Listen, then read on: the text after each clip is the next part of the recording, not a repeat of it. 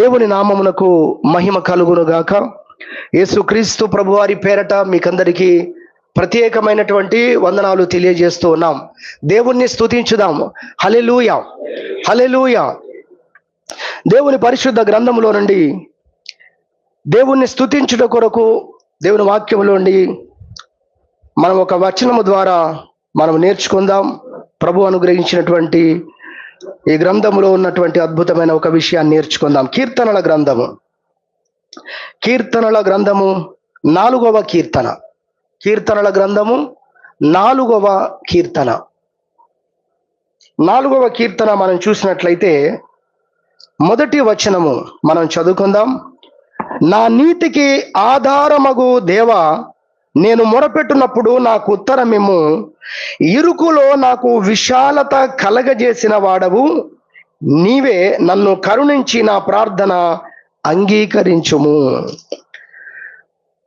భక్తుడైనటువంటి దావీదు కీర్తనగా ఈ కీర్తన మనం చూస్తున్నాం.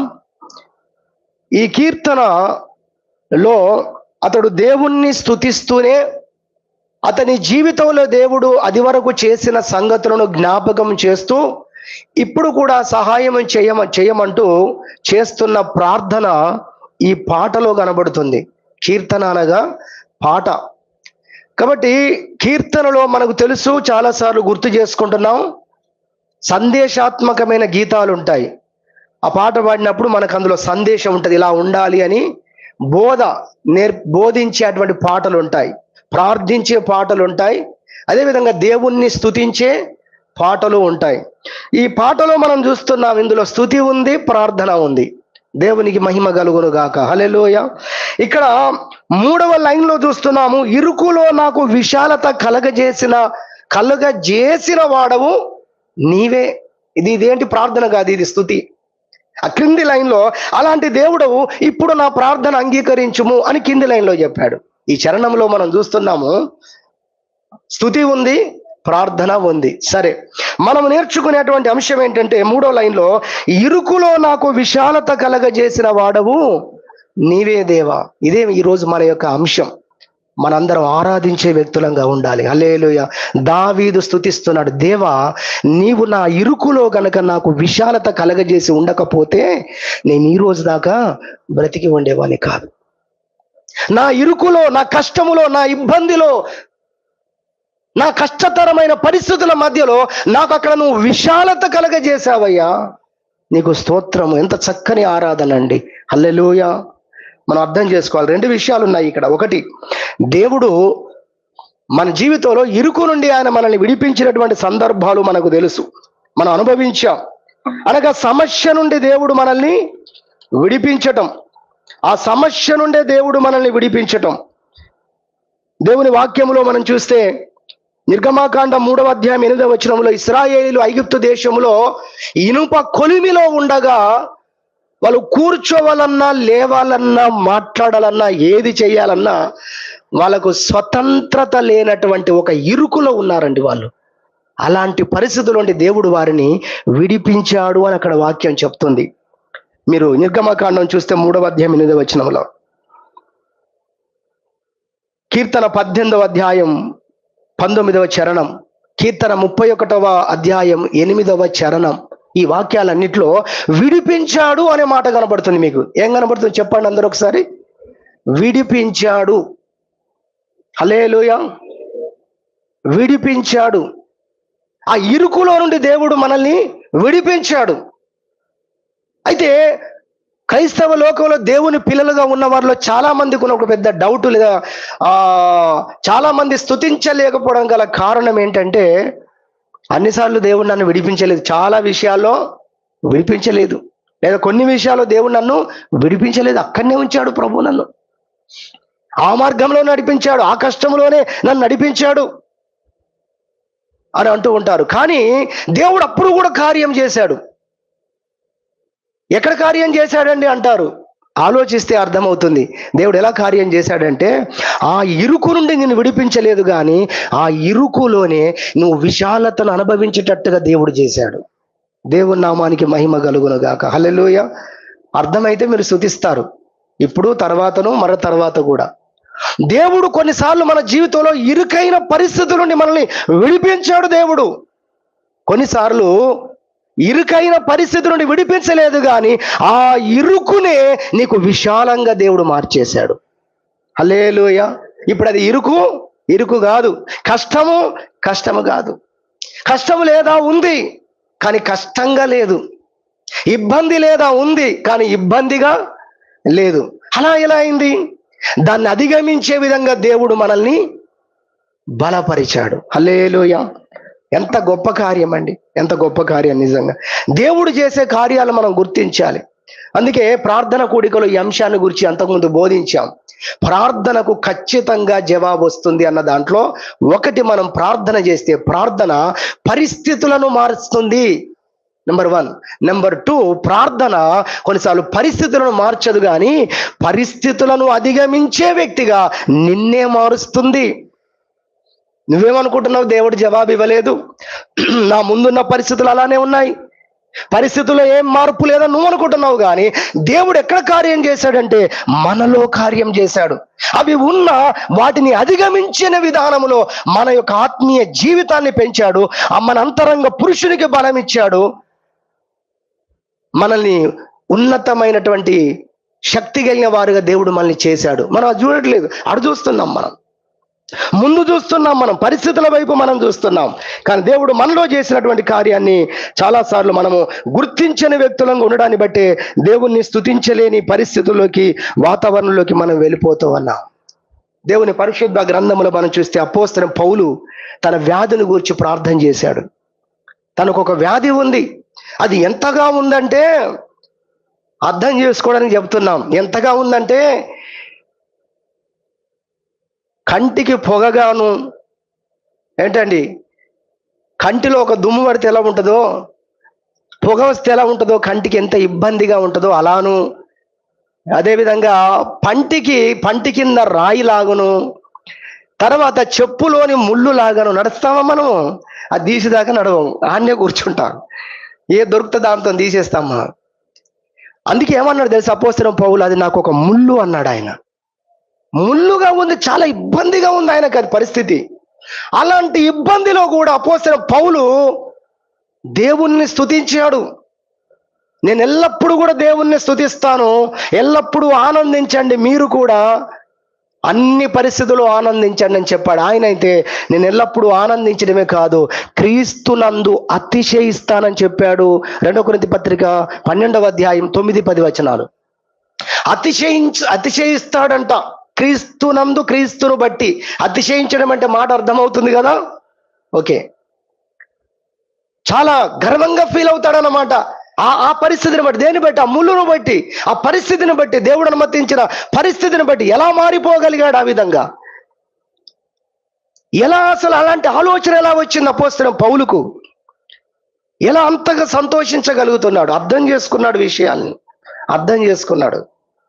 ఆ విషయాలు మనం ఒక 3 విషయాలుగా ఈరోజు మనము నేర్చుకోబోతున్నాం. త్వరగా ఆ 3 విషయాలు నేను మీకు జ్ఞాపకం చేస్తాను. ఎలా భక్తులు స్తుతించారు అది మనకు అర్థమైనప్పుడు దేవుడు మన జీవితంలో ఎలా కార్యాలు చేస్తున్నాడో అది మనం తెలుసుకొని మనం కూడా దేవుణ్ణి స్తుతించే వారంగా, దేవుణ్ణి ఘనపరిచే వారంగా మనం ఉంటాము అన్న విషయాన్ని ప్రభు పేరట జ్ఞాపకం చేస్తున్నాం. ఏది ఏమైనా మన ఇరుకులలో దేవుడు ఏం చేశాడు? విశాలతను కలుగజేసిన దేవుడు ఆయన. అలా చేశాడు కాబట్టి ఈ రోజు దాకా మనము ప్రభువునందు మనము విశ్వాసాన్ని కలిగి ఉన్నాము, మరి ముందుకు రాగలిగామని దేవుని పేరట ఈ సమయం నేను జ్ఞాపకం చేస్తున్నాను. దేవుని పరిశుద్ధ గ్రంథములో మనము చూసినట్లయితే దావీదు జీవితాన్ని మనం జ్ఞాపకం చేసుకుందాం. దావీదు జీవితాన్ని మనం జ్ఞాపకం చేసుకున్నట్లయితే మరి కీర్తన గ్రంథము 18వ కీర్తన 19వ వచనం, కీర్తనలు 18వ కీర్తన 19వ వచనం చూస్తే, లేదా 17 నుంచి చూద్దాం. బలవంతులకు పగవారు నన్ను ద్వేషించువారు నాకంటే బలిష్ఠులయ్యుండగా వారి వశము నుండి ఆయన నన్ను రక్షించెను. ఆపత్కాలమందు వారు నా మీదికి రాగా యెహోవా నన్ను ఆదుకొనెను. విశాలమైన స్థలమునకు ఆయన నన్ను తోడుకొని పోయెను. శత్రువులు అతని మీదికి వచ్చిన పరిస్థితులను గురించి మాట్లాడుతూ, కష్టతరమైన పరిస్థితులను గూర్చి మాట్లాడుతూ, దేవుడు అలాంటి పరిస్థితులలో దేవుడు నన్ను విడిపించాడు. విశాలమైనటువంటి స్థలానికి దేవుడు నన్ను నడిపించాడు అని దావీదు దేవుణ్ణి స్తుతించడాన్ని గురించి, దేవుణ్ణి మహిమపరచడాన్ని గురించి మనం చెప్తాం. అనగా మొదటి అంశం విడిపించాడు, ఇరుకైన పరిస్థితుల నుండి విడిపించాడు అనేది ఇది మొదటి అంశానికి సంబంధించింది, మొదటి విషయానికి. కానీ మనం నేర్చుకుంటుంది ఏంటంటే ఇరుకైన పరిస్థితులలోనే ఉండగా అక్కడ దేవుడు అద్భుతము చేయడం, ఇరుకులోనే దేవుడు అద్భుతం చేయడం, ఇరుకైన పరిస్థితులలో దేవుడు విశాలత కలగజేయడం గురించి మనం నేర్చుకుంటున్నాం ఇప్పుడు. అది దావీదు యొక్క జీవితంలో నుంచి మనము మొదటి అంశానిగా చూస్తే, మరి రెండవ అంశాన్ని కొరకు లేదా ఇరుకైన పరిస్థితుల విశాలతను కలగజేశాడు అన్న పరిస్థితిలో పౌలును మనం జ్ఞాపకం చేసుకుంటున్నాం. ఎలా పరిస్థితుల్లో పౌలు సంతోషించగలిగాడు, ఏ విధంగా అతడు మరి దేవుని బట్టి ఆనందించగలిగాడు అంటే మొదటి అంశం ఏంటంటే, మొదటి అంశంగా చూస్తే ఆ ఇరుకైన పరిస్థితులలో దేవుడు తనకు అనుగ్రహిస్తున్న మహిమైశ్వర్యం ఏంటో ఆయన చూశాడు, లేదా ఆయన దాన్ని అర్థం చేసుకున్నాడు గనక. హల్లెలూయా. ఇరుకు ఎందుకు పౌలుకు ఇరుకుగా లేదు, ఇరుకైన పరిస్థితులలో విశాలతను ఎలా అనుభవించాడంటే దేవుడు తనకు బయలుపరుస్తున్న దాన్ని గ్రహించాడు. అంటే మొదటి అంశం ఏంటి? గ్రహించాడు. దేవుడు మన గ్రహింపులోనికి తీసుకొచ్చాడు, భక్తుల గ్రహింపులోనికి తీసుకొస్తున్నాడు, అందుకే వారు సంతోషించగలిగారు.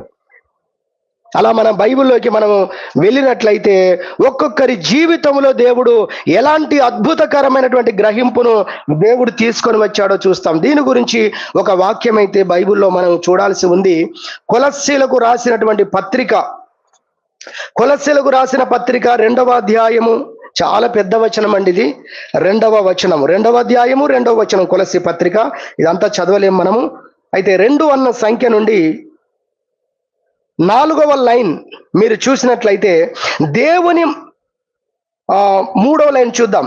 సంపూర్ణ గ్రహింపు యొక్క సకలైశ్వర్యము కలిగిన వారై, సంపూర్ణ గ్రహింపు యొక్క సకలైశ్వర్యము కలిగిన వారై అనగా గ్రహింపు వలన కలిగిన ఐశ్వర్యము. అందరూ ఒకసారి చెప్తారా ఏంటో? గ్రహింపు వలన కలిగిన ఐశ్వర్యము. మీకు అర్థం కాకపోతే సంస్కృతం అయిపోతుంది, అందుకే ఆగాను ఇక్కడ ఒక్క నిమిషం. గ్రహింపు ద్వారా ఏం జరుగుతుందట? గొప్ప ఐశ్వర్యం దొరికిందట భక్తులకు. మనకు దొరకట్లేదు, ఎందుకంటే మనం గ్రహించలేదు. వాళ్ళు ఏమో గ్రహించారో మనం గ్రహిస్తే మనము కూడా ఇరుకులో విశాలతను అనుభవించిన వారంగా మనం ఉంటాం మన జీవితంలో. హల్లెలూయా. ఇక్కడ దాకా మనం వచ్చామంటే దేవుడు ఏం చేయకుండా, ఏమి గ్రహింపు ఇవ్వకుండా ఉంటే ఇక్కడ దాకా రాలే. మనకు అనేక గ్రహింపులు దేవుడు ఇచ్చాడు. ఆయా సందర్భాల్లో, ఆయా పరిస్థితులలో దేవుడు తన యొక్క వాక్యము ద్వారా మనకు గ్రహింపునిచ్చాడు కనుకనే మనమున్న పరిస్థితులు మనం దాటొచ్చాం. ఇంకా ఏదైనా అర్థం కాకపోతే మనం దేవుని సన్నిధికి వెళ్తే ఇప్పుడు కూడా దేవుడు మనకు బయలుపరుస్తాడు. ఏది ఏమైనా ఆయన తన వాక్యము ద్వారా మనము అనేక ఆత్మ సంబంధమైన సంగతులను గ్రహించున్నట్లు చేశాడు దేవుడు. గనుకనే మనము దేవుణ్ణి ఆరాధించగలుగుటకు, స్తుతించగలుగుటకు దేవునితో ఇప్పుడు మనము నడుస్తూ వస్తున్నాము. హల్లెలూయా. ఇంతవరకు మనం నిలబడ్డాం. ఇంతకు పౌలు ఏమి గ్రహించాడు? 2వ కొరింథీ పత్రిక, ఆయన సంతోషిస్తున్నాడు, ఆయన అతిశయిస్తున్నాడు కదా. ఆయన ఇరుకులో, ఆయన జీవితంలో గొప్ప ముళ్ళు ఉంది, ఎంతో ఇబ్బందికరంగా ఉంది. మరి ఆ పరిస్థితుల్లో పౌలు ఎలా సంతోషించగలిగాడు అంటే గ్రహించాడు. దేవుడు తనకు ఒక అద్భుతమైన విషయాన్ని బయలుపరిచాడు, గ్రహింపులోకి తీసుకొచ్చాడని మనం జ్ఞాపకం చేసుకుంటాం. ఇంతకు ఏంటా గ్రహింపు? 2వ కొరింథీ పత్రిక 12వ అధ్యాయము 9వ వచనంలో ప్రభు ఆయనతో మాట్లాడి ఒక అద్భుతమైన సత్యాన్ని ఆయన గ్రహింపులోకి తీసుకొచ్చాడు. 9వ వచనం, అందుకు ప్రభు అంటున్నాడు చూడండి, లేదా 8, అది నా యొద్ద నుండి తొలగిపోవలనని దాని విషయమై ముమ్మారు ప్రభువును వేడుకొంటిని, అంటే ప్రార్థన చేశానని చెప్పాడు. సరే, తర్వాత 9, అందుకు ప్రభు అంటున్నాడు, నా కృప నీకు చాలును, నా కృప నీకు చాలును. చాలా మంది ఇళ్ళలో పెట్టుకుంటాం ఈ వాక్యం. ఇది అంత గొప్పది కాబట్టే కూడికలు జరిగితే ఈ వాక్యాలు ఎక్కువ కనబడతాయి. కానీ దాని లోతు మాత్రం చాలాసార్లు మనం అర్థం చేసుకోకుండానే ఉండటాన్ని బట్టి చాలా ఎక్కువగా మనము సంతోషించలేకపోతున్నాం. ప్రభు మాట్లాడే మాట ఏంటంటే, నేను ఏ మార్గములో నిన్ను నడిపిస్తున్నానో, బాగా వినండి, నేను నిన్ను ఏ పరిస్థితులలో నేను నిన్ను నడిపిస్తున్నానో అది నీకు చాలినది అని చెప్తున్నాడు ప్రభు. మనం దేన్ని గురించి కంప్లైంట్ చేస్తున్నామో, ఏవి ఇబ్బందికరమైన పరిస్థితులుగా ఉన్నాయి ప్రభువా, నీ నాయకత్వములో ఉన్న నాకు, నీ కాపరత్వములో ఉన్న నాకు, నీ మాట వింటున్న నా జీవితంలో నేను ఎదుర్కొంటున్న పరిస్థితులు కష్టంగా ఉన్నాయి ప్రభు అని అపోస్తలుడైన పౌలులాగా మనం చెప్పినప్పుడు దేవుడు మనతో మాట్లాడే మాట, ఆయన నడిపింపు కింద ఉన్న వారితో, ఆయన కాపరత్వం కింద ఉన్న వారితో దేవుడు చెబుతున్న మాట ఏంటంటే, నేను ఏదైతే నీకు బోధించానో, ఏ మార్గంలో నేను నడిపిస్తున్నానో, ఇప్పుడు నువ్వు ఏ సిచ్యువేషన్లో ఉన్నావో ఆ నా కృప, అది చెబుతున్నాడు దేవుడు. హల్లెలూయా. మనం ఏమనుకుంటున్నాం? ఇంకెక్కువ కావాలనుకుంటున్నాం, మనం ఇంకేదో కావాలనుకుంటున్నాం. దేవుడు అంటున్నాడు, సరిపోగలిగినంత కృప ఇచ్చాను నేను ఆల్రెడీ. హల్లెలూయా. ఇది నీకు చాలును. ఎక్కువైతే సమస్యే. దేవుడు నన్ను ఎక్కువ దీవించాలని కోరుకుంటాం. ఇప్పుడు మన కెపాసిటీ ఒక 25% అనుకుందామండి. 50% పనులు మనకి ఇచ్చారనుకోండి, ఏం లేదు, మనం ఫెయిల్ అయ్యి కూర్చుంటాం. ప్రతి వారం ఫెయిల్ అవుతాం మనం. అదే 20% మనకి ఇవ్వరండి, 100%, 100 మార్కులు వస్తాయి మనకు. హల్లెలూయా. ఇది గ్రహించాలి. ఇది మనం ఎవని సామర్థ్యము చొప్పున వానికి ఇచ్చాడట. బైబిల్లో రాసింది అది. దేవుడు నీకు ఒకటి ఇచ్చాడంటే దాన్ని నువ్వు చక్కగా నెరవేర్చగలవు. నెరవేర్చలేకపోతున్నావు అంటే అది నీ దగ్గర లోపం ఉంది. కానీ నువ్వు నెరవేర్చగలిగేంత దేవుడు ఇచ్చాడు. ఎందుకు? నువ్వు నెరవేర్చగలవు. అంత సామర్థ్యత ప్రభు నీకు ఇచ్చి ఉన్నాడు. నీ సామర్థ్యతను బట్టి నీకు ఇస్తాడు దేవుడు. అది ఆశీర్వాదమైన, ఇంకోటి మీరే చెప్తే బాగుంటుందేమో, శ్రమ అయినా. హల్లెలూయా. దాన్ని నువ్వు జయించగలవు. జయించట్లేదంటే దేవుడు ఇస్తున్న ఫుడ్ తీసుకోవట్లేదు, దేవుడు చెబుతున్న మాటలు గ్రహించట్లేదు. శక్తికి మించినటువంటి దేవుడి జీవితంలో అనుమతించడు. ఒకవేళ అనుమతిస్తే గనక దానికంటే ఒక సెకను ముందే దాన్ని అధిగమించే శక్తి కూడా దేవుడు నీకు ఇస్తాడు. హల్లెలూయా. అంతేగాని నువ్వు సాధించలేని దాంట్లోకి నిన్ను పంపించి నిన్ను ఓడిపోయేసే దేవుడు కాదు ఆయన. నువ్వు రాయలేని ఎగ్జామ్ పెట్టే దేవుడు కాదు ఆయన. సిలబస్లో లేని ప్రెషర్ ఇచ్చే దేవుడు కాదు ఆయన. మనిషిలాగా దేవుడు.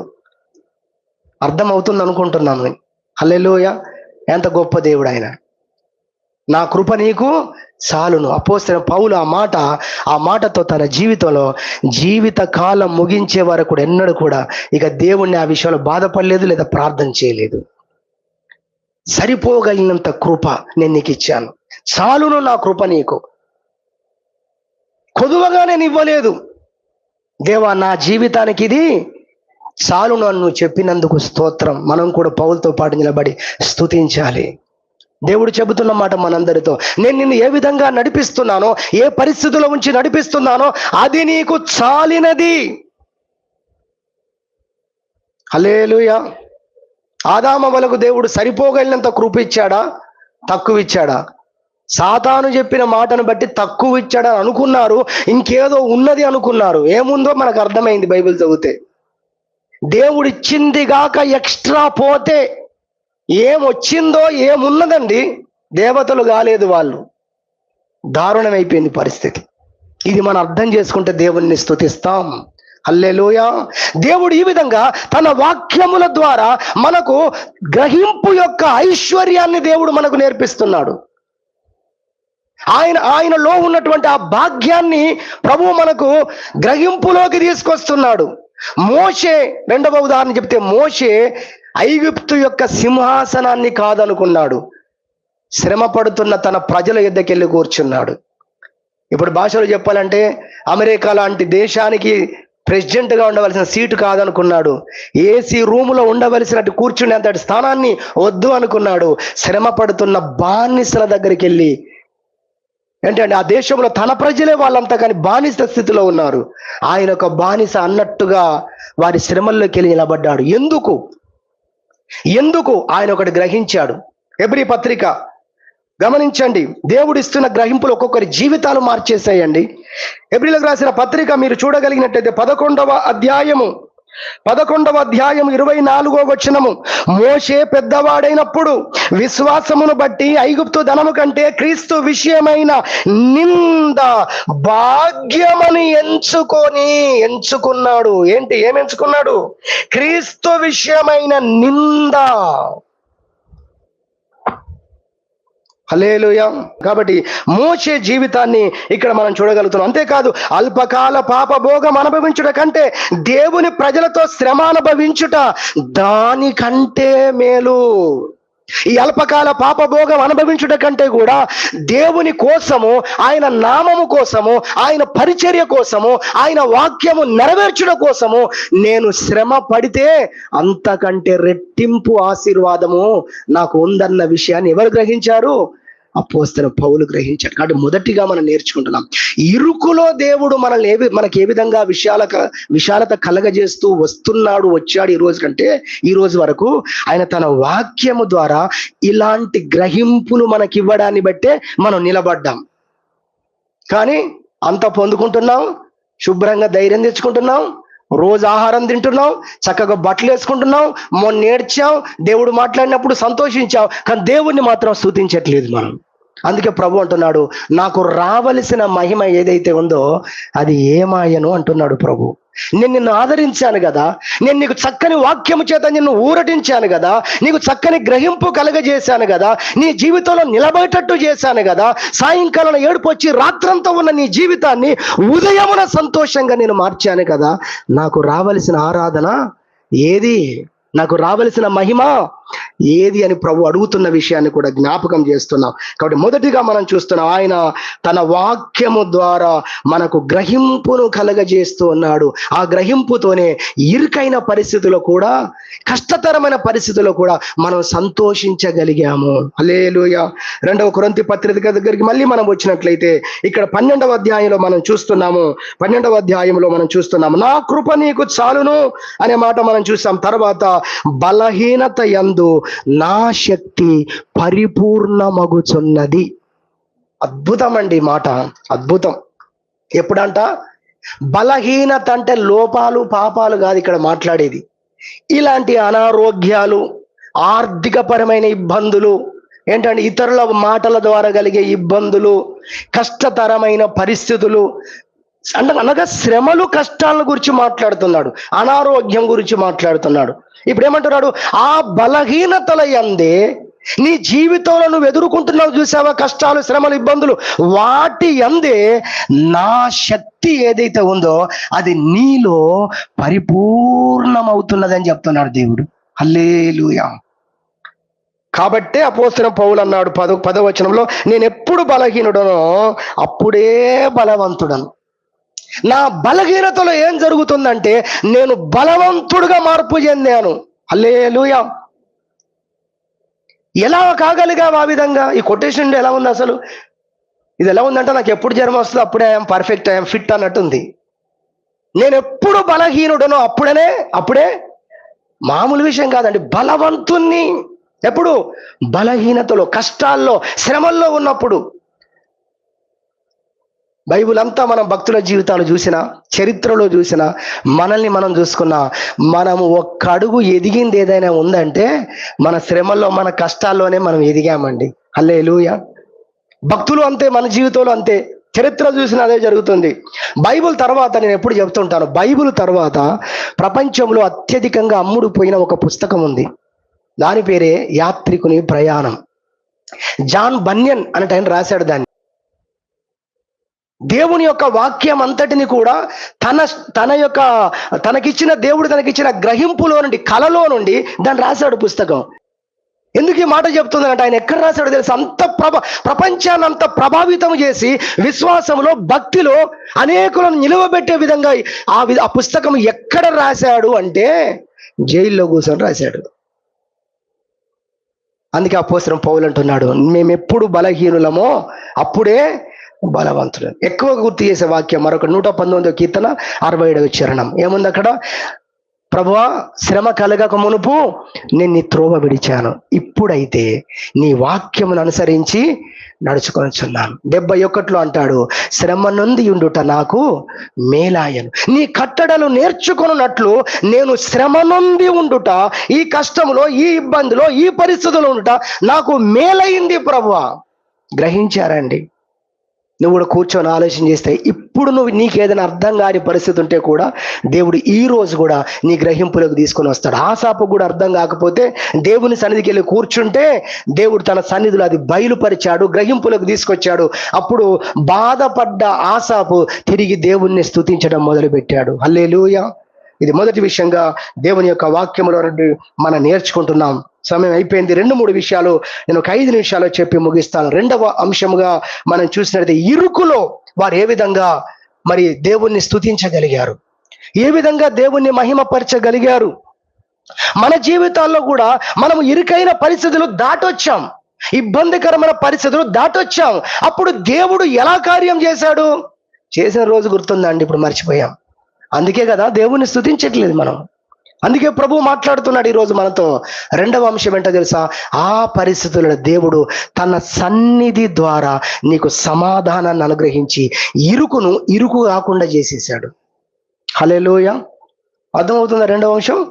రెండవ అంశం ఏంటది? దేవుడు తన సహవాసము నీకిచ్చి, తన సన్నిధిని నీకిచ్చి, తన సన్నిధిలోకి నిన్ను నడిపించి ప్రార్థన ద్వారా దేవునితో సహవాసము చేసేటట్టుగా చేసి ప్రభు నిన్ను నన్ను గొప్ప సమాధానముతో నింపాడు ఆ దినాల్లో, ఆ పరిస్థితిలో. అందుకే అది ఇరుకుగా నీకు ఉండకుండా పోయింది. హల్లెలూయా. అందుకే నువ్వు దాన్ని దాటొచ్చావు. దేవుడే మనల్ని అలా ఆదరించకపోతే, దేవుడు తన సన్నిధిని మనకి ఇవ్వకపోతే మనము కూలిపోయేవారు ఆ పరిస్థితుల్లో, కృంగిపోయేవారు ఆ పరిస్థితుల్లో. దేవుని పరిశుద్ధ గ్రంథంలో 1-2 వచనాలు, సమయం అయిపోయింది కాబట్టి ఫిలిప్పీలకు రాసిన పత్రిక 4వ అధ్యాయము మనకు సుపరిచితమైన వాక్య భాగాలు జ్ఞాపకం చూపిస్తున్నాను. 4వ అధ్యాయము 6-7 వచనాల్లో మనం చూస్తాం. 7వ వచనంలో లేదా 6వ వచనం, దేనిని గూర్చి చింతపడకుడి గాని ప్రతి విషయంలోనూ ప్రార్థన విజ్ఞాపనముల చేత కృతజ్ఞత పూర్వకంగా మీ విన్నపములు దేవునికి తెలియజేయుడి. అప్పుడు సమస్త జ్ఞానమునకు మించిన దేవుని సమాధానము యేసుక్రీస్తు వలన మీ హృదయములకును మీ తలంపులకును కావలి ఉండును. కావలి ఉంటుందంట. ఏంటది? దేవుని సమాధానం. ఎలాంటి సమాధానం అది? ఇన్నున్నాయి ప్రశ్నలు దీంట్లో. చింతల్లో, బాధల్లో మీరున్నప్పుడు దేవుని యొక్క సమాధానము మీకు కావలిగా ఉన్నది. దేనికి అసమాధానం రాకుండా, దేనికి చింత రాకుండా, దేనికి కలవరము రాకుండా కావలిగాసింది దేవుని యొక్క సమాధానం. ఎప్పుడు? ప్రార్థన చేసినప్పుడు అలాంటి కార్యాలు జరుగుతాయని వాక్యం చెప్పింది. అవి మన జీవితంలో దేవుడు చేశాడు కాబట్టి అప్పుడు మనం నిలబడగలిగాం. సరే, ఇంతకు ఆ సమాధానం ఎలాంటిది అంటే జ్ఞానమునకు మించిన సమాధానం అన్నాడండి. హల్లెలూయా. ఇది ఒక వర్తమానం. మళ్ళీ జ్ఞానానికి మించిన సమాధానము, అదేవిధంగా లోకము ఇవ్వలేని సంతోషము. గుర్తుకు రావాలి మీరు. ప్రభు అన్నాడు, నేను ఇచ్చే సమాధానం సంతోషము లోకం ఇచ్చినట్టుగా కాదన్నాడు అక్కడ యోహాను సువార్తలో. ఇక్కడ మాట్లాడుతున్నాడు, నేనిచ్చే సమాధానము మీరు ప్రార్థనకు వచ్చినప్పుడు, మీరు నాతో సహవాసం చేసినప్పుడు జ్ఞానానికి మించిన సమాధానం. ఎవరికి అర్థం కాదు ప్రపంచంలో. అసలు ఈ సిస్టర్ ఎలా ఉండగలుగుతుంది, అసలు ఈ బ్రదర్ ఎలా ఉండగలుగుతున్నాడు, అసలు లోకము ఆశ్చర్యపోతారు. నేనే ఆ పరిస్థితిలో ఉంటే వామ్మో నేను ఎప్పుడో అయిపోయేవాడిని, నేనే ఆ కష్టం అనుభవిస్తూ ఉంటే ఎప్పుడో కూలిపోయేవాడిని. మనుషులకు అర్థము కాలేనంత పరిస్థితి. ఎలా ఉండగలుగుతున్నారు? అంత దైవిక సమాధానముతో దేవుడు తన ప్రజలను నడిపించాడండి. హల్లెలూయా. అనగా దేవుడు తన సన్నిధిని మనకు అనుగ్రహించడం ద్వారా దైవికమైన సమాధానంతో ప్రభు మనల్ని నింపాడు. ఆ సన్నిధిలో అనేకమైన కార్యాలు ఉన్నాయి. అపోస్తలుడైన పౌలును రాళ్ళతో కొట్టి చంపుతున్నప్పుడు ఉన్నారు అందరు ఇక్కడ. హల్లెలూయా. అపోస్తలుడైన స్టెఫెన్ను పౌలు కాదు, స్టెఫెన్ను రాళ్ళతో కొట్టి చంపుతున్నప్పుడు ఆ స్టెఫెన్ ఎలా తట్టుకోగలిగాడు మాకు తెలియదండి. బైబిల్ చదివితే అక్కడ ఉంటది, ఆకాశము తెరవబడిందంట. దేవుని కుడిపార్శ్వమున కుమారుడిగా వచ్చిన, భూలోకానికి వచ్చిన యేసు క్రీస్తు తండ్రి కుడిపార్శ్వమున నిలువబడి ఉన్నాడంట. ఈ దృశ్యము ఆయన రాళ్లతో కొట్టబడుతున్న టైంలో కనబడుతుందండి. హల్లెలూయా. ఆ దృశ్యాన్ని చూస్తూ తన మరణాన్ని, తన దెబ్బలు కూడా తనకు తెలియకుండానే మరణంలోకి వెళ్ళిపోయాడు ఆయన, లేదా మరణాన్ని దాటి జీవంలోకి వెళ్ళిపోయాడు ఆయన. హల్లెలూయా. అర్థమవుతుందా ఎంత ప్రభావం ఆయన మీదకి వచ్చిందో ఆ సమయంలో? ప్రార్థనలో దేవుని సహవాసం మన యొద్దకు వచ్చినప్పుడు ఎలాంటి ఆదరణ, అసలు ఎలాంటి ఆదరణ. ఆ దినాల్లో చాలా మంది ఆశ్చర్యపోతున్న విషయాన్ని గురించి అపోస్తలుడైన పౌలు చెప్పాడు. తెస్సలోనిక సంఘం ఎదుర్కొన్న కష్టాలు అంతా ఇంత కాదండి. తెస్సలోనిక సంఘం మొదటి పత్రిక రాస్తూ పౌలు అంటాడు, మొదటి అధ్యాయం 4వ వచనంలో లేదా 6వ వచనంలో అంటాడు, మొదటి అధ్యాయం 6వ వచనం, మొదటి తెస్సలోనిక పత్రిక, పరిశుద్ధాత్మ వలన కలుగు ఆనందముతో గొప్ప ఉపద్రవమందు మీరు వాక్యము అంగీకరించి మమ్మును ప్రభువును పోలి నడుచుకున్నారు. మీరు ఎలా సాధ్యమైందండి? అసలు పౌలే ఆశ్చర్యపోతున్నాడు. ఏమంటున్నాడు తెలుసా? మీరు మమ్ములు మా అంతటి వారయ్యారు. మీరు మేము ఎలా మాట్లాడుతున్నాం అలా మాట్లాడుతున్నారు మీరు. మేము ఎలా ప్రవర్తిస్తున్నాం అలా ప్రవర్తించారు మీరు. అంతేనా? విడిచిపెట్టలేదు. ఏమన్నా తెలుసా? ప్రభువు వలె. అబ్బా, ఇక్కడ దొరికింది మనకు ఒక వాక్యం. హల్లెలూయా. ఏంటది? మొదటి కొరింథీ 11:1 మనకు తెలుసు. నేను క్రీస్తును పోలి నడుచుకొంచున్నానని పౌలు చెప్పాడు. ఆ పౌలు ఇంకొకరిని ఇంట్రడ్యూస్ చేస్తున్నాడు ఇప్పుడు. హల్లెలూయా. నేను చాలాసార్లు చదివాను, ఏమో నాకైతే గుర్తులేదు, ఇప్పుడే తెలుసుకుంటున్నాను నేను ఇక్కడే స్టేజ్ మీద. హల్లెలూయా. మమ్మును, మీరే చెప్పాలి నెక్స్ట్ మాట, మమ్మును ప్రభువును పోలి. చూసారా ఎంత కొత్త విషయం? హల్లెలూయా. గ్రహింపులో ఉంచుకుందాం, జ్ఞాపకంలో ఉంచుకుందాం. అంత గొప్ప లెవెల్కి వెళ్ళిపోయారు వీళ్ళు. ఎప్పుడు ఏసీ రూమ్లో ఉండి కాదు, ఎప్పుడు అన్ని అనుకూలంగా ఉన్నప్పుడు కాదు, ఎప్పుడు అన్ని ప్రార్థన చేయగానే సెకల్వే జరిగిపోయిన టైం కాదు. చూడండి బైబిల్ ఏం చెప్తుంది 6వ వచనంలో, పరిశుద్ధాత్మ వలన కలుగు ఆనందముతో గొప్ప ఉపద్రవము అందు. ఉపద్రవం అంటేనే పెద్ద మాట. అది కష్టాలు శ్రమలు కాదు, ఉపద్రవం చాలా పెద్ద మాట. అది చాలా పెద్ద కష్టాలు. అలాంటి పరిస్థితుల్లో ఆనందముతో దేవుని వాక్యానికి లోబడ్డారట, ప్రభు చిత్తం చేశారట. ఎక్కడదండి కెపాసిటీ అంటే, ఇదిగో ఇక్కడ రాస్తున్నాడు, పరిశుద్ధాత్మ వలన కలుగు ఆనందం. నా ప్రాణం తీసుకో ప్రభువా, నా పితరుల కంటే నేను గొప్పని కాదు ప్రభు అన్న ఏలియా 40 రాత్రింబగళ్ళు పరిగెత్తి హోరేబు అన్న దేవుని కొండ మీదకి చేరుకున్నాడట.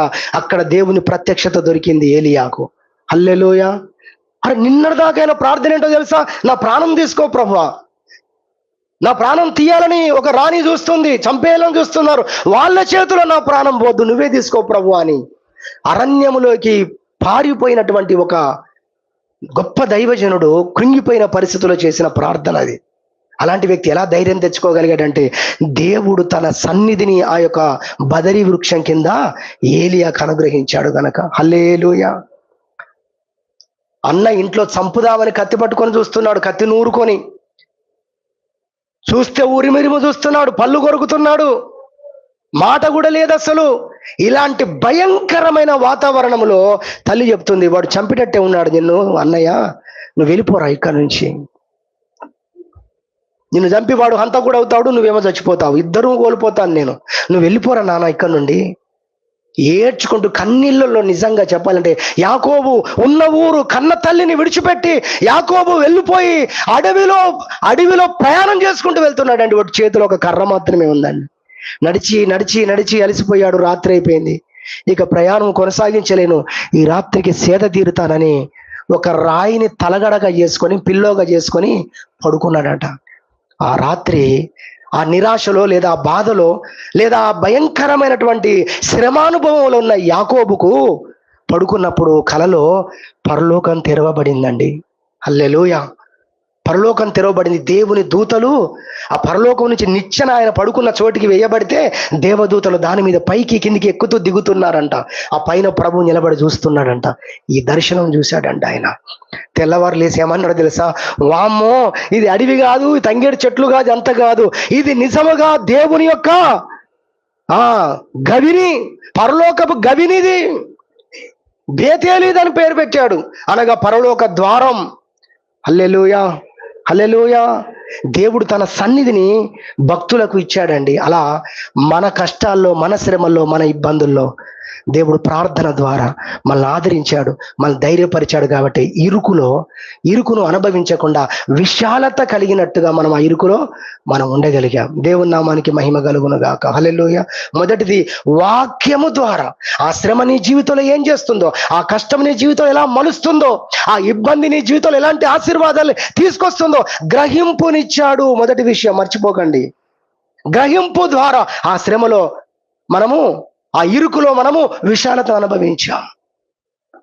దూషించనివ్వు, అనవసరంగా అన్యాయముగా నా నిమిత్తము మిమ్మల్ని నిందించినప్పుడు, చెడ్డ మాటలెల్లా పలుకున్నప్పుడు సంతోషించి ఆనందించండి. మత్తయి సువార్త 5:11. మీ ఆశీర్వాదం పరలోకంలో రెట్టింపు అవుతుంది. ఆ మాట ఎన్నోసార్లు మనల్ని ధైర్యపరిచింది. హల్లెలూయా. అనేక ఇలాంటి వాక్యాల ద్వారా దేవుడు మనకు చక్కని ఆత్మీయ గ్రహింపిచ్చాడు. కాబట్టి ఇరుకైన పరిస్థితుల్లో కూడా నిలబడగలిగాం, నడవగలిగాం. అందును బట్టి దేవుణ్ణి స్తుతించాలని మొదటిగా విన్నాం. రెండవది, దేవుడు తన సహవాసాన్ని మనకు ప్రభు ఇచ్చాడు. చివరిగా మూడోది, 2 మాటలు చెప్పి ముగిచ్చేస్తాను. చివరిగా మూడోది ఏంటంటే, దేవుడు తన కార్యాలు చేసి, మూడోది ఏంటి, దేవుడు తన కార్యములను జరిగించుట ద్వారా ఇరుకును మనకి ఇరుకు కాకుండా విశాలంగా ప్రభు చేశాడు. కొన్ని ఉదాహరణలు చెప్పండి త్వరగా. 1, దానియేలును సింహపు గుహలో వేశారు. ఏం జరిగింది? సింహపు గుహలోనే ఉన్నాడు. ఎంత దారుణమైన పరిస్థితి, ఎంత క్రూర మృగాలవి అసలు. అలాంటి భయానకమైన పరిస్థితుల్లో దానియేలు చాలా స్వేచ్ఛగా విహరించగలిగాడండి. ఆ ఇరుకైన పరిస్థితులలో, ఆ ప్రాణ భీతితో ఉండాల్సిన ఆ చోట దానియేలు ఎలా సంచరించగలిగాడు? స్వేచ్ఛగా, స్వతంత్రంగా ఎలా చక్కగా రాత్రంతా అక్కడ ఉండగలిగాడంటే, ఆ సింహాలు అతన్ని ఏమి చెయ్యకుండా దేవుడు చేశాడు గనక. దేవుని నామానికి మహిమ కలుగును గాక. హల్లెలూయా. మన జీవితాల్లో కూడా దేవుడు కొన్ని పరిస్థితులు మన మీదకి వచ్చినప్పుడు, కొన్ని కష్టాలు మన మీదకి వచ్చినప్పుడు, మన జీవితంలో అవి ఉన్నప్పుడు, అప్పుడు కూడా మనం ఎలా నిలబడగలిగాం, ఎలా విశాలతను అనుభవించగలిగాం, ఎలా మనం కలవరపడలేదు, మొత్తుకోలేదు. ఎందుకంటే అవి ఉన్నాయి కానీ మనల్ని ఏం చేయలేదు అవి. అలా దేవుడు కార్యం చేశాడు. హల్లెలూయా. ఆయన కార్యాన్ని గుర్తించాలి మనం. అలాంటి పరిస్థితుల మధ్యలో అవి మనల్ని ఏమి చెయ్యకుండా దేవుడు వాటిని తన కంట్రోల్లో ఉంచుకున్నాడు. కాబట్టి మనం రాగలిగాం, మనం నిలబడగలిగాం. నెంబర్ 2, షద్రక్ మేషక్ అబేద్నెగోలను అగ్నిగుండంలో పడేశారు. అక్కడ దేవుడు కార్యం చేశాడు. ఏం చేశాడు? వారి తల వెంట్రుకలు కూడా కాలిపోలేదు, వారు వేసుకున్న వస్త్రాలు కాలిపోలేదు. దైవ కార్యం చూడండి. ఇరుకైన పరిస్థితి కాదు, అగ్ని మొత్తం అది. అగ్నిలో షద్రక్ మేషక్ అబేద్నెగోలు ఏం చేస్తున్నారో రాజే చెప్పాడండి. ఏమన్నాడు తెలుసా? వాళ్ళు సంచరిస్తున్నారు. ఏ శిరువుల తిరుగుతున్నారండి అగ్నిలో. దేవుడు చేసిన కార్యం చూడండి. ఒక కష్టతరమైన పరిస్థితుల్లో భక్తులు ఎలా నడవగలిగారు, ఎలా సంతోషించగలిగారు. మన కష్టాలను కూడా మనం ఎలా దాటి రాగలిగామంటే, మనం దేవుని యొక్క వాక్యం నుంచి మనం నేర్చుకుంటున్నాం. ఆ పరిస్థితులు మనము భయపడ్డవి జరగకుండా దేవుడు ఆపాడండి. పరిస్థితులు వచ్చాయి, కష్టాలు వచ్చాయి, మనం భయపడింది వచ్చింది. చెప్పాలంటే అనుమానం ఏమి లేదు, మనం భయపడ్డవి వచ్చాయి కొన్నిసార్లు, కానీ మనం భయపడింది జరగనివ్వలేదు దేవుడు. హల్లెలూయా, హల్లెలూయా. ఇతరులకు వచ్చిన రోగాలు మనకు కూడా వచ్చాయి, కానీ ఇతరులకు జరిగింది మనకు జరగలేదు. లోకానికి వచ్చిన కష్టాలు మనకు వచ్చాయి, లోకానికి జరిగింది మనకు దేవుడు జరగనివ్వలేదు. మనం భయపడిందే వచ్చింది కావచ్చు, కానీ మనం భయపడింది మాత్రం దేవుడు జరగనివ్వలేదు. అందుకే ఇరుకైన పరిస్థితుల్లో మనం విశాలతను అనుభవించగలిగాం, ఇక్కడ దాకా మనము రాగలిగాం. 3 విషయాలు దేవుడు తన వాక్యం ద్వారా మనకు జ్ఞాపకం చేశాడు. దాన్ని బట్టి స్తుతించాలని ఈరోజు మన వర్తమానం. మన జీవితాల్లో దేవుడు ఇరుకులో మనకు విశాలతను కలగజేసిన దేవుడు. ఎలా విశాలత కలగజేశాడు? ఇరుకును లేకుండా విశాలత కలగజేస్తాడు. ఇరుకునే తొలగించి, ఇరుకునే రాకుండా, లేదా వచ్చిన ఇరుకు నుండి విడిపించి దేవుడు మనకు విశాలత కలగజేస్తాడు. అది అందరికీ తెలిసిన విషయమే. తెలుసుకోకపోతే మళ్ళీ తెలుసుకోవాలి. అయితే 2వ విషయాన్ని నేర్చుకుంటున్నాం. ఆ ఇరుకులోనే మనకు విశాలత కలగజేసే గొప్ప దేవుడు ఆయన. ఆ ఇరుకు లోపల ఎలా చేస్తాడు? ఆ ఇరుకు నీ జీవితానికి ఎంత ఆశీర్వాదమో నీకు గ్రహింపులకు తీసుకొచ్చి, నువ్వు ఆ ఇరుకైన పరిస్థితుల్లో బాధపడకుండా స్తుతించేటట్టుగా, ధైర్యంగా ఉండేటట్టుగా నీకు చక్కని గ్రహింపు యొక్క ఐశ్వర్యాన్ని దేవుడు నీకు ఇచ్చాడు. హల్లెలూయా. అందుకే నీవు నేను దాన్ని దాటొచ్చాం. దాన్ని బట్టి దేవుని స్తుతించాలి. రెండవది ఏంటి? దేవుడు ఆ ఇరుకైన పరిస్థితిలో మనం ఎలా ఉండగలిగాము, ఎలా రాణించగలిగామంటే, ఆ ఇరుకైన పరిస్థితిలో విశాలతను మనం ఎలా అనుభవించగలిగామంటే, దేవుడు తన సన్నిధినిచ్చాడు ఆ పరిస్థితుల మధ్యలో. అందుకే ఆ పరిస్థితిలో మనం ధైర్యంగా నిలబడ్డాం. యాకోబు జీవితం నుంచి అది మనం నేర్చుకున్నాం. స్టెఫెను జీవితం నుంచి మనం నేర్చుకున్నాం. రాళ్లతో కొట్టబడుతున్న పరిస్థితుల్లో, చంపబడుతున్న పరిస్థితుల్లో ఎలా మరణాన్ని చిరునవ్వుతో ఎదుర్కోగలిగాడు. ప్రేమతో ఇంకా చుట్టూన్న వారందరి కొరకు 2 చేతులెత్తి ప్రార్థన చేశాడు. తండ్రి, వీరి మీద ఈ పాపం మోపకు. ఎంత ప్రేమతో, దైవిక ప్రేమతో నిండి ఉన్నాడంటే ఎంత సమాధానం ఆవరించిందండి ఆయనను. జ్ఞానానికి మించిన సమాధానం. అలా దేవుడు తన సమాధానంతో నింపాడు. అందుకే మనము ఇరుకులో విశాలత అనుభవించామని గ్రహించి స్తుతించాలని రెండవది. మూడవదిగా దేవుని యొక్క పరిశుద్ధ వాక్యం నుంచి నేర్చుకున్నాం ఆ పరిస్థితులలో దేవుడు చేసిన కార్యాలు. మనము భయపడే పరిస్థితులు వచ్చినా మనము భయపడ్డవి జరగకుండా దేవుడు ఆపేశాడు. దానియేలు సింహాలు గుహలో పడ్డా ఏమి కాకుండా కాపాడినట్టు, శద్రక్ మేషక్ అబేద్నెగోలు అగ్నిగుండంలో పడ్డా ఏ ఆపద రాకుండా కాపాడినట్టుగా దేవుడు మనం కాపాడి ఆ ఇరుకులోనే మనం ఉన్నప్పటికీ కూడా విశాలతను అనుభవించినట్టుగా చేశాడని మనం నేర్చుకునే 3 విషయాలను బట్టి మనం దేవుని స్తుతించాలని ప్రభు తన వాక్యం ద్వారా మనం నేర్పించాడు. దేవుడి వాక్యమును మనందరి నిమిత్తమై దీవించునుగాక. ఆమేన్. ప్రార్థన చేసుకుందాం.